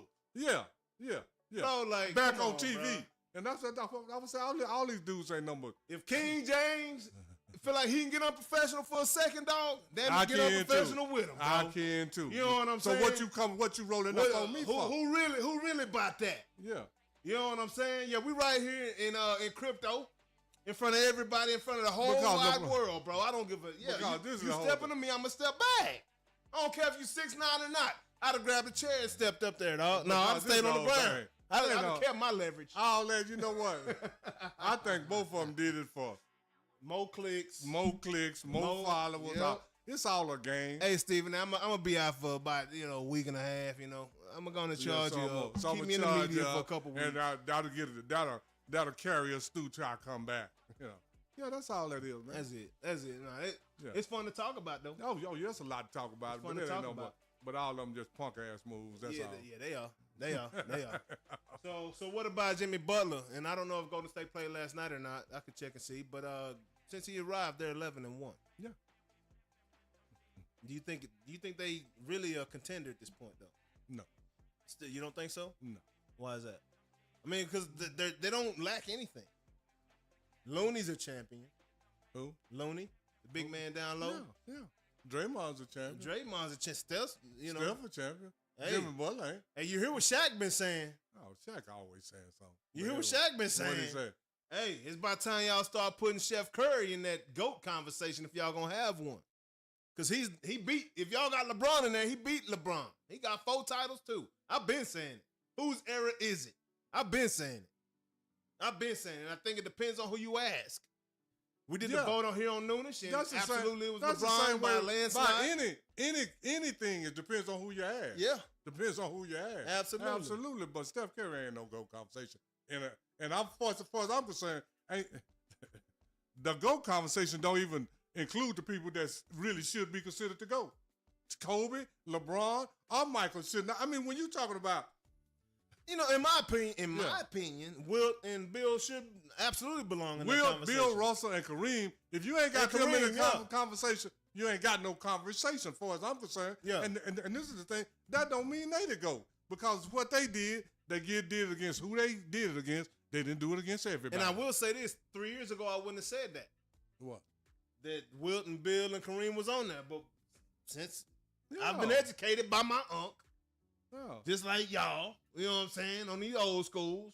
And then if you want to, see, and this is the thing about the GOAT. And I can't even say Wilt's a GOAT basketball player. I think Wilt's a GOAT athlete. You gotta be the GOAT from the beginning. You can't come and pass somebody that's been a GOAT for 12 years, then you be a GOAT for 6 years, now you done passed them. You talking about Kareem? Bill Russell too. Bill Russell, these guys dominated in high school, college, pros, everywhere they went.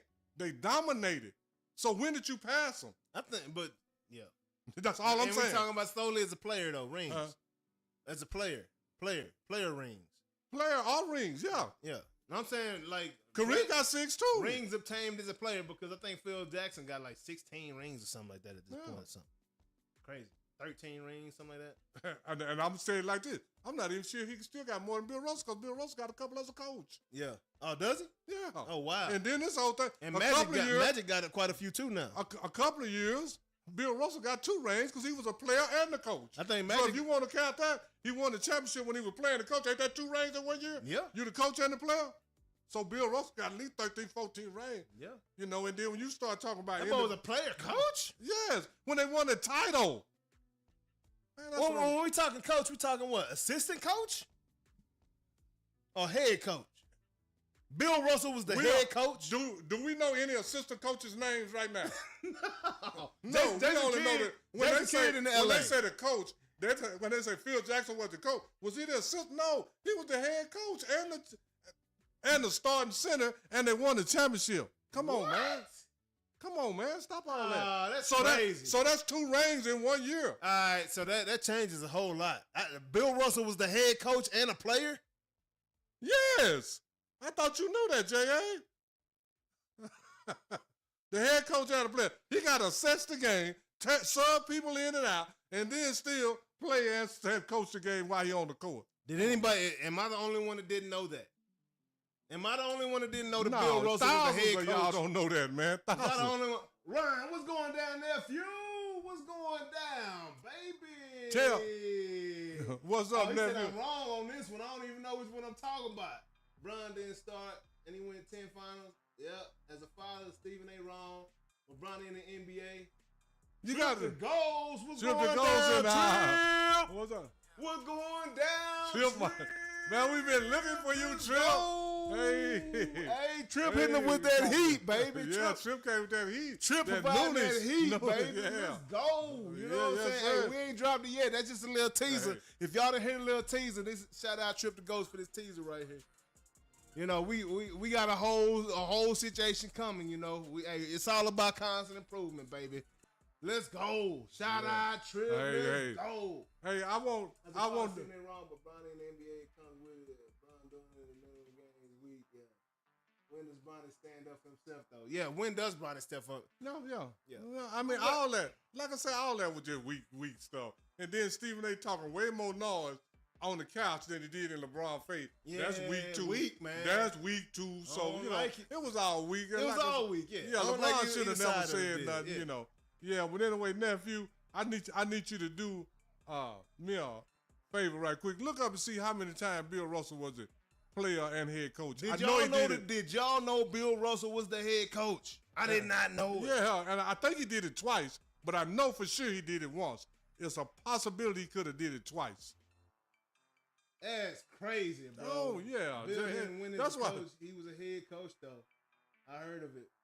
No, he did. No, he won it as a head coach. That's His crazy. last year in the league, he won the title. He was the head coach. Yeah. So Unc saying he was playing and coaching. head coaching when they won the title. Not when he was solely a head coach. He was playing and coaching at the same time. And starting. And that's his last ring, wasn't it? Yeah. And the year before they didn't win. Was he the coach the year before? No, they didn't win the 2 years before. Was he the coach then? I'm not sure. I think he was. I'm not absolutely that's sure. Wild, See, because what he did, holy cow. he came in 1 year, won. He was hurt his second year, lost. Won 8 in a row. That's 9. Then he lost 1, came back and won 2. Why they stop doing the player coach stuff? Like that's like hard to do. That's hard to do. I think first off, if LeBron can't do it, most players can't garner the respect from their teammates to listen during the game. Oh, but Bill Russell, yeah. Yeah, Bill Russell. You done won 9 rings. Everybody, he like a year of hunting. When he talk, everybody listen. Hey, Bill Russell just sitting there with his hands down the rings on his fingers. You know what I'm saying? Like, got a towel over his head. People were just huddling around him waiting for his next word type thing. You know, that's crazy. Oh, player coach, I didn't know that. Oh, I thought you knew that, Jay. No, that's a whole different level right there. Yeah. Whole different level, but that leads us right into this. I got another button, y'all. Y'all know what time it is, man. It's time for Ring the Bell with Unc. What's going down? What you got for us this week? Hey, this week we got Walt the Clyde Frazier. And that was his nickname, is Clyde. That's because he was so... I think they equated this, but they also called him Mr. Cool, but I think they equated that Clyde to like a gangster. Clyde Barron, he had to be cool. Yeah. And then the way he dressed, he was always clean as a $2 whistle. Yeah. Yeah, he was always clean. And Walt Frazier was that dude. And Walt Frazier went to Southern Illinois University. And before I go into all that, let me tell you, like last week I rung the bell on Earl of Pearl. Earl of Pearl and Walt Frazier came into the league the same year, but Earl of Pearl went to the Washington Bullets. Walt Frazier went to the New York Knickerbockers, and then they traded Earl of Pearl, and he went there in 1967, 68. Then they traded him to New York in 1971, and they had won the title in 70. Then they came back and won the title in 73. But anyway, Walt Frazier was known as Mr. Cool, Walter Clyde, and he went to Southern Illinois University from 1964 to 67. And then in 1967, he was drafted by the New York Knickerbockers. He played with the Knickerbockers for 10 years. They won 2 titles. And Walt Frazier is on the 50 greatest list, 75th anniversary team. And he's a 4-time All-Star. 4-time first-team All-NBA, 7-time first-team All-NBA defense, and he's a 7-time All-Star. But he's a 4-time first-team NBA. And Walt Frazier averaged 18.8 points, 5.9 rebounds, and 6.1 assists for his career. And, you know, that may not seem like a lot of points, but, you know, basketball was a little different back then, because he had 3 other people beside himself in the starting lineup that averaged over 15 points. You know, Willis Reed, Earl of Pearl, and Walt Frazier. And Walt Frazier was that dude, man. He was solid defensively, and like I say, he did everything in the NBA. and he was known as Mr. Cool. And I'm gonna tell you, this is just one of my personal memories of Walt Frazier being Mr. Cool. One year they were playing. I don't think this was in the playoffs. This was just a regular season game, and back then, all the games were competitive. It wasn't none of that coasting or whatever. But the New York Knickerbockers were playing the Washington Bullets, and this is gonna make you understand why they call him Mr. Cool. He was playing against a guy named Phil Chenier, and Phil Chenier, we used to call him. We wasn't using it back then, but we used to call him a Walt Frazier knockoff. They were both the same size, which I didn't tell you. Walt Frazier was 6'4", and Phil Chenier was 6'4", and they were playing the Washington Bullets, and the game got a little testy. And for some reason, I don't know what happened, but Phil Chenier punched Walt Frazier in the back of the head. And Walt Frazier didn't even look around. But Walt Frazier scored the next 21 points I remember of the that story. game. I didn't realize that was Walt Frazier that did that. Yeah, and that personified why he was called Mr. Cool. He didn't fight him. He just punished him on the basketball court. And after he scored 21 straight points, the announcer said, "I bet he won't do that no more." Man. And that's personified his nickname, Mr. Cool and Clyde. Because Walt Frazier, when he played, he never changed his expression. He never did anything. And I'm gonna tell you one of my other fond memories of Walt Frazier, even though I was pulling for the Lakers. They were playing the Lakers. This was in 1970. I'm not sure if it was 70 or 73, but they were playing the Lakers in the NBA Finals. I think it was 1970. They were playing the Lakers in the NBA Finals. And the Lakers came down and scored a bucket. Milwaukee missed a bucket. The Lakers came down. Jerry West had the ball, Mr. Clutch. And this is one of my pet peeves with Jerry West. The Lakers had the lead. I'm not sure if this was Game 7 or not, but it was in the last seconds of the game. The Lakers had the lead by 1. Jerry West had the ball. Come bringing it down court. Walt Frazier picked him clean. Man. Went down, laid it up. New York won the game. Wow. And that's Walt Frazier was. You wasn't here, but he was 7 times first team all defense. That's crazy. So Walt Frazier and these guys, they may not have a 27-point average, but these guys were playing team ball.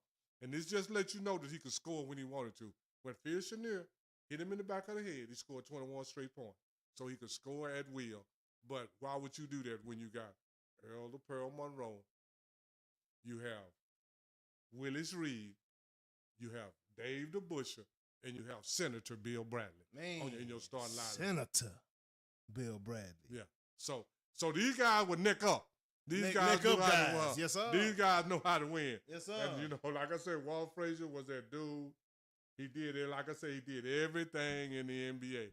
He might not have the gaudy averages, but all he did was win. Man, hey, man. All he did was win. No matter what. Hey, and he kept a cool head, staying out of news headlines. That's why they called him Mr. Cool. Bedtime. He was Walt Frazier I've never seen him, even act like he wanted to get agitated or irritated. No matter what happened, he just kept his cool. Man. And just kept playing at the high level.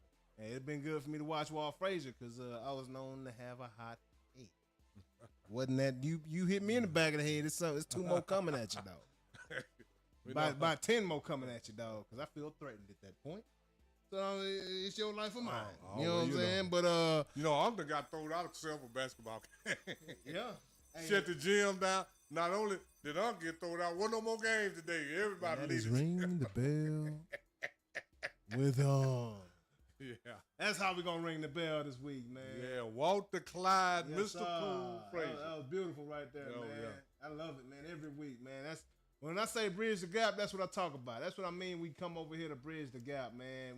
We want to learn just something about these people, man. About Walt Frazier's and the greats of the old days. You know what I'm saying? Like the game didn't just start. And we give these athletes these days way too much credit to think that they can do the things that guys couldn't do back in the day. But Unc he didn't seen that before. I'm sorry about your luck. Sorry about your luck. Because I saw just the other day,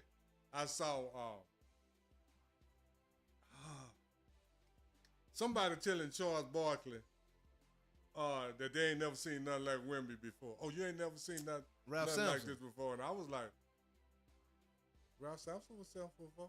Had handles. Yeah, had handles, all that. Yeah. Mark Eaton didn't have handles and all that, but he was a 7'4", big mammoth. I mean, you know, it's been some guys in the league I think Ralph Sampson was the most. Oh, like him? Oh, yeah. Because he had a jumper. He had that 18-footer. They wasn't really shooting threes like that back in the day, but 18-foot is equivalent. He had handles, and he shoot outside, and he had hops. 7'4" with hops. Check out Ralph Sampson, man. And you will trip out. You be like, all right, this ain't the first time we seen Wemby. Yeah. And actually, he looks a hell of a lot more put together and a lot more athletic than Wemby does. Had some shoulders on him, man. Crazy. And, you know, even though he was 7'4", I mean, you know, he was muscular. Yeah. You could see his shoulders and his thighs. When you see a guy's shoulders and thighs. Hey, Ryan say Walt Frazier, the first dude in the NBA to dress like a pimp. Yeah. That's what I say. He was related to that because of his clothes. Yeah. Walt Frazier, he still dressed like that today. Straight up. He's 79 years old. You better go check. Green for the money, gold Oh, yeah. for Walt the Frazier, honey. seeing, and this is what I didn't mention. Yeah. Is that when Walt Frazier got to $250,000, that was the highest contract at that time. Straight up. And then somebody else got $250,000. So Walt Frazier went up to $300,000. Made his. So he was that dude. Yeah, and Walt Frazier and Earl Pearl both had a Rolls Royce. Yeah, oh man. Back in the early 70s. And they were known as the Rolls Royce backcourt. And when Walt Frazier pulled up, you know, with the double breast pinstripe suit and the gangster brim broke down, same demeanor, cool as a fan. That boy wasn't no Meeks though. He wasn't wearing no Meeks in New York. That boy wasn't wearing no Meeks. Him and Earl Pearl both. Boy, they had no Meeks on. Yes, he did. Hey, Walt Frazier, Frazier was that dude when he got that pimping since been pimping. When he got that money. Pimping, player. Hey, I'm telling you like this. Pimping they did, y'all just scared. No, I'm just player from the Himalayas. Hey, but Walt Frazier came up dressed to the T, took his clothes off, played to the T, then dressed back to the T, and rolled off in the Rolls Royce. Man. In New York City. You can't beat that right there. Hey. Walt was that dude, man. That boss had them clunker bunkers on. That's what we used to call them platforms. Oh, yeah. Oh, yeah, all that. That boy already taught them platforms. Oh, man. He's 6'4", put them flat. Wasn't hooping in them hoes, though. Hey, but speaking of platform, it was a dude for the Pittsburgh Steelers. Yeah. Frenchie Fuqua. Had a mink coat. Had the platform, had fish in the platform. Had fish in the platform. That got to be a PETA violation. Hey, now it is. Back then, it wasn't no violation. He was just P-I-M-P. Don't. Back in the day, they think these boys doing something now. Well, back in the day, them dudes come to the game with mink coat on. You know, but he was actually trying to outdress Hollywood Henderson because they both had a mink coat, dressed to the T. He said, okay, he went and got the shoe. He went and got the platform. Heels that high with the soles that thing. Had fish in them, man. My boy had fish in his shoes. That's what I tell y'all. Let's go. And like I tell y'all, man, ain't nothing new, man. We've been doing this long time. Boy, hey, didn't old buddy on I'm gonna get you sucker have fish in his boots? That's where he got it from. He got it from Frenchie Fuqua. Frenchie Fuqua played for the Pittsburgh Steelers. Yeah. Frenchie Fuqua played for the Pittsburgh Steelers. Yes, sir. I love it, man. That's great times right there. But anyway, that's great times. That's ring the bell. Hey, that's ring the bell, man. Again, if y'all didn't hear me before, man, hit that subscribe button. If you ain't know, if you're new to Noonish, man, hit the subscribe button, notification bell, man. Like the show if you're watching it and you're enjoying yourself right now.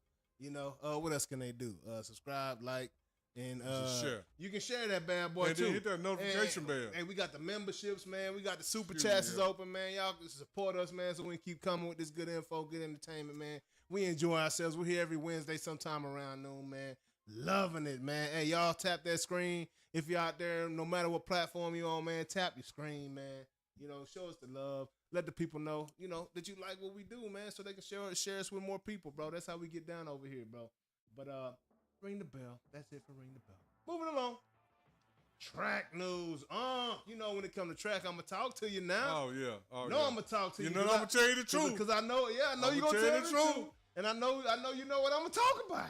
Yeah. You know, we had a high schooler this past week. Young Braden Williams. Looked like he run for Team USA Youth Junior League or something like that. But my boy out of Duncanville, Texas, ran a 9.9 100 meters. Yeah. meters. Yeah. When they did, they said it was actually like a 10.09 or something like that. Yeah. Yeah, and still, what you think about that, huh? Did he peak out at a young age, or do you think he can get faster? I'm not sure. You just can't tell. And then if I look at his, I've got a lot of stuff because track and field is my most expertise. So did you watch him? Did you watch him? Yeah, I saw it. I saw it. He looked a little short, and he's a lot of sprinters are short, but he looked real short to run a 9.9. Like that was crazy to me. But Maurice Green is real short. He's got a lot of real short. And this is the thing. He ran 9.9, but I'm not 9.99. I'm not gonna get that hyped up on. Yeah. Because Matthew Bowling 4 years ago ran 9.9. And my boy running a 400 in college now. He ain't even running 100. No, he ain't even in college. And he did make the team. Oh, he's out of college now? Yeah, he did make the team. That was cool. Last time he got a gold medal, but this is reserve. On the 4x4 he was a alternate. So he didn't run. No, he ran in the prelims. Okay, but he didn't run in the finals. Okay, no, and I'm gonna say this, and I'm not trying to knock nobody. I'm just sharing information. Yeah, that was he made the team with a 45.5. That's the first time a 45.5 have made the Olympic team since the 50s. So they made an exception for Matthew. No, it was an off year. Oh wow! We had a couple people. He actually made the team. Yeah, he actually made the team. It wasn't given to him. No, it wasn't given to him. But there was some things that some other extenuating circumstances. Yeah, because that's the first time anybody have ever ran that slow and made the team. Yeah, simple as that. And I can name pretty much every. You see, and this is the thing. Matthew Bowling, even though they tried to play like he was the first. Yeah, I can name you. You ever heard of Performance Ranch over in Fort Worth? Yes. Where they train athletes. Yes. The guy that do the training over there name is Greg Scholars. Okay. He went to TCU. He ran 9.9 in high school back in the 80s. Wow. They tried to act like it didn't happen. Kevin Robazine, that's from Everman, Texas, that went to SMU. He made the Olympic team on the mile relay like Matthew Bowling. He ran 9.9 at Everman, Texas. When he wow. Henry Neal for Greenville, Texas, ran a 9.9. Miller from Florida, he just ran a 9.9 last year in high school. Yeah. Lewis Turner from Dallas Roosevelt ran a 9.9 in high school. Yeah. Trayvon Bromell ran a 9.9. He's the only one I recognize that you said. That's what I was finna tell you now. Out of all them people, they all ran 9.9 in high school. Trayvon Bromell is the only one that's got. That did it again. No, he's the only one that got a medal in the 100 meters at the Olympics. He got him and the guy from Canada tied for a bronze medal. Wow, for a bronze. Yeah. So when somebody do something phenomenal at 17, 18, I'll be like, man, wait till you get 21, 22 before we get, by the time you go to college and all that, I just don't know. I mean, it's phenomenal because I just named 7, 8 guys. Yeah. I mean, what are the odds of this guy getting faster? Very low? Yeah, low. Yeah, low. You think he peaked out? You think he'll ever run Matthew a 9.9 Bowling again? Haven't ran 10.1. He set the national record, non-win-dated at 10.13. He ain't ran a 10.13 in college or no time since. Had a great day that day. Yeah, I mean, but he was fast. Yeah. He was already 10.2. But still, he never got back to that. Thing. No, he never. No. Roy, the guy, and I can name all the guys that had the record before he did. Henry Neal is one other guy. Matthew Bowling set it at 10.13. Henry Neal ran 10.15 legally. Derek Florence from Galveston Ball ran 10.16. Yeah. Roy Martin ran 10.18. All those were national records. But man, you think with focused training, you'd be able to accomplish that and surpass it with years of focused training, especially. You know what I'm saying? My years of watching track and field, Jay, I tell you this in private. Most guys run their fastest time, and you can go do the research. You think I don't know. Most guys run their fastest time before they 20, 21 years old. That's insane to me. Because Arian Knighton, don't you remember when he was 18, 19, he was running 19.7, 19.5 and all that? Yeah. What did he run last year? 19.8, 19.9. Yeah. He 21, 22. Yeah. He don't look as fluid. I mean, it's just so. Trying too hard. Yeah, you only got. See when people see people like Usain Bolt, he ran a long time. Justin Gatlin ran 3 or 4 Olympics. Carl Lewis ran 3 or 4 Olympics. You think he hit his governor? Who else did that? Is that his governor? You think Aaron Knighton hit his governor I think so. 17 years old? Well, he did 2 years ago when he was 19. 19 years old. I think he hit his governor. He ran 1949. And ain't did it since. I mean, with focus training, with all this science and all that, man, hey, man. It's just, it's just hard. I'm just telling you what I have observed over the years. Because I can go pull out all the people on the national high school list in the 100, national high school list in the 200, all the 400. None of them did a lot after high school. But I think a lot of it has to do with mental, too. Your mental. Like trying to get back there. Trying so hard to get back there. But when you got there, you wasn't trying to get there. You were just out there running. Yeah, I think it's got something to do. You know what I'm saying? I don't know what it's got to do with it, but I know. But does that make sense what I'm saying, though? Yeah, but now you got certain guys that have done it, over and over and over. But you probably got 10, 12 guys that have ran a long time. But you done had thousands try. Yeah, no doubt. Yeah. No doubt. All right, so we don't have a date set yet. But we got the distance figured out. Noah Lyles versus Tyreek Hill. Going out there running the 60 meters. Who you got right here? Man, that's the easiest money. What's the name ever made? Noah Lyles ever made. What if Tyreek... This is the bigger bet. Do you think Tyreek will finish the race hard if he's losing? If Tyreek is losing, do you think he'll finish the race? We saw what he did against Micah and Diggs. He'll probably finish the race. I think he will. But you saw what Tyreek went over there and ran right last year when he ran the 60. What, 6'7"? 6'7". And Noah just ran a 6'4". That's a lot of ground to make up. Man, that's what. See, people think, that ain't that far. Say, man, that's a lot of ground to make up. Say, man, that's 3 steps. 3 or 4 steps, and each step is 2.5 to 3 meters. Yes, sir. So you almost 10 yards behind this man. That's a lot of steps, man. Yeah. Like that's a long time. It's gonna be a great show, but the only way Tyreek win is that Noah hurt himself. Yeah, and we don't want that to happen because that's right before I guess it's the World Championships, right? That they agreed to do it before the World Championships. Oh, they should do that. Noah, if he do it after May, he's I wouldn't do it after May, man. He got too much at stake to be fooling with Tyreek. Absolutely. But it's pride, man. And then I like to see it though. I like to see this. I like to see this, man. Put your money where your mouth is, I want Tyreek to beat somebody first. Because I'm just saying, Tyreek couldn't beat this high school kid. No. And talk about beating the fastest man in the world. No. You couldn't beat this high school kid, bro. Not only him, some of the other kids in the race, he couldn't beat them. There's 3 or 4 dudes in there. I'm gonna tell you like this: last place. If Tyreek Hill would have been in that race, he would have got last place. Wow. Last place was 10-7. I'm not sure Tyreek can run 10-7. You don't think he run 10-7? I'm not sure. But he ran track. I mean, he ain't been running track, and I understand that. But you don't think Tyreek faster than DK? No. At this point. At this point right now, if they both give him 6 weeks to train, I don't know if Tyreek gonna run 10-32. What was Tyreek's fastest when he was Oklahoma State? I think he ran 10-1 or something like that. Yeah, he has a fast time, but that's been 10 years ago. Oh, for sure. Yeah, for sure. Yeah. Man, that's wild. Yeah, because one of my homeboys came out of retirement. Tyreek don't stand a chance. He raced this guy that was fast, and he said, but he knew in his mind he could beat him, but he couldn't beat him then. He said, I'm going to get him. I said, say, man, it's going to take you about 2-3 years to get that guy. Yeah. He thought I was lying. It took him 2 or 3 years of constant training before he could beat that guy. Because you've been in retirement. Yeah.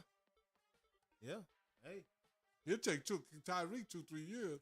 I was surprised that told you when it come to that track. I'm going to say it like this. I'm surprised that Tyreek Hill. Got that.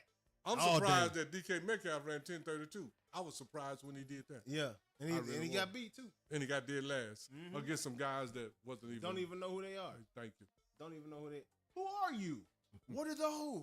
Yeah, that's some easy money. Yeah, for Noah Lyles. Put your money on Noah Lyles, y'all. Unless he come up lame, and we pray he don't, because that's right before some major stuff that he really. No. And if he do it too close, I wouldn't even do it. I would do it at least 12 weeks before a major meet. Man. Oh, he said he's doing it just before. He said he's doing it, and probably his training. Oh, well, yeah. Well, you know what? He probably can go out there one day when he's training. And that's what I'm saying. Like, yeah. Now, if you come while I'm training, because I might be running 60s that day, you can get in the first one, or the 10th one, I'm gonna beat you either one. And Noah's out there training. Tyreek, you ain't got a shot. Maybe in the offseason. No, he ain't got a shot. He ain't got a shot. No time. No time. Come on, dog. Anyway, I'm looking forward to it. I'm gonna watch. I'll watch too. I'll watch. Yeah, so I can laugh. Just hit that Bernie Mac, man. I'll watch. But y'all know what time it is. It's time for hold on, people's favorite part of the show. Let me hit another button. Favorite part of the show. Hold on, let me hit this button right here. Trip, what you know about that right there, huh? Yes, sir. Favorite part of the show, man. It's time for IMO. What you got for the people this week, huh? In my opinion, sports fans and commentators, they are so inconsistent in what they say. Because this is the thing. I hear a sports commentator say, oh, he beat him, so he better than him. Yeah. But when somebody else beats somebody, they don't say that he better than him. Yeah. I mean, because every time I'll say something, oh, well, Michael Jordan beat Magic, so he better than Magic. Okay. Larry Bird beat Jordan, but you don't say he better than Jordan. Everybody say, well, Tom Brady to go, but Eli Manning beat him twice. Don't nobody say he better than Tom Brady. But they're quick to say, Tom Brady, he beat Peyton Manning, so he better than Peyton Manning. So Eli beat him. So we got to keep the same paintbrush, in my opinion. Is Eli better than Peyton? Anybody? I mean, I'm just saying, but we'll say he beat him, so he's better than him. But when a guy that we don't like beat our guy, we don't say he's better than him. Exactly. So, we need to be more consistent with what we say as sports fans in front of the mic, behind the mic, at the track, at the barbershop, or at the sports bar. We got to be more consistent because we are quick to say, Tom Brady better than him. He beat him. Tom Brady beat him. Michael Jordan beat him. So-and-so beat him. But when we bring up the people that beat them, that don't make them better than the people we like. Yeah. So, and this is the thing. I'm going to finish this because in my opinion, anybody been watching this show know one thing that I'm going to stick by. You are no better than your teammates. Man. So if he better than him, his teammates was probably better than him. Man. Because Eli probably had better teammates than Tom Brady. Yes, sir. And Tom Brady might have had better teammates than Peyton. Yeah. And, Michael Jordan might have had better teammates than Gary Payton. We don't know. But in my opinion, teammates matter more just as much as you do. Absolutely. Great opinion right there, huh? Yeah. Great opinion right there, Today, in my opinion, y'all sleeping, and I appreciate it. You know what I'm saying? Y'all sleeping on electric vehicles. They filling up these lots out here, too. And I appreciate y'all sleeping on them joints because the price is going down. An electric vehicle was the greatest purchase I ever made, huh? Don't got to stop to get gas. $60 a week, $80 a week, turn into $40 a month. Only time I stop at the gas station was to get snacks or beers. Something I wanted. And I'm willing to pay these few dollars for that. Y'all sleeping on these electric vehicles, man, and I absolutely appreciate it, man. The Audi's going down. The Hummer's going down. Everything electric is going down. People in there thinking they about to get the new 2025 Escalade, walking out the door when they realize it's a 2025 electric. I appreciate you, because I'm going to get that at a discount. You feel me? Hey, if I got any advice for anybody out there in this world, man, at least get you one. At least get you one. Y'all understand getting gas, right? Because we don't know what this grid gonna look like. We don't know if somebody gonna hack in this thing and take us all down one day from an electricity standpoint. Keep your one gas around. But if you can, if you have the ability, man, I don't care if it's a Prius. I don't care if it's a Hyundai. I don't care if it's anything. You go find yourself an electric, man. Get you one. Love it. It's going to be the best purchase you ever made in your life. You will stop wasting money on these inflated gas prices. Because gas is much cheaper than it was back in the day, but we still paying way more than we did. That's all I got to say about that. That's a good opinion, right? That's my opinion, man. I haven't owned one, but I sure love to ride in them, man. Hey, trying to put you on game, it's like riding in a spaceship, man. Hey, I sure love to ride in them. I ain't got one yet. You know, but it ain't off the table. It's always on the table. One of the first adopters in 2021, man. Hey, don't sleep on it, man. Don't sleep on it. It's the greatest, be the greatest purchase you ever made. Is all I got to tell you, man. Keep all that money. Spend that money on your vices, not on gas. You feel me? But yeah, man, that's enough for IMO right there. That's my opinion for the day, man. But yeah, that's it for the day, man. I was gonna talk a little baseball, but we're gonna keep that for another time, man. It's all good, man. I hope y'all appreciate and enjoyed this show today. Trip, it's coming, baby.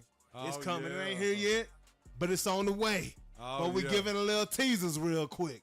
But it's on the way, man.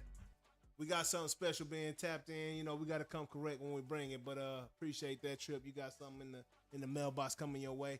If y'all want, man, y'all can go over to www.thengroupinternational.com. Get some of that good Noonish gear. Check out our gear on YouTube or whatnot, man. We got the nice little merch. You know, go on and support the crew, man. That way, super chats, donations, whatever it is, man. I got to put my Cash App up on the screen, man, so we can make sure we get this stuff in so we can keep doing what we do at a high level and keep getting better for y'all, man. We appreciate y'all spending y'all's Wednesday with us, man. Thank you for another excellent episode of Noonish, man. We out. We out. All right. Peace. See you next week at the same time.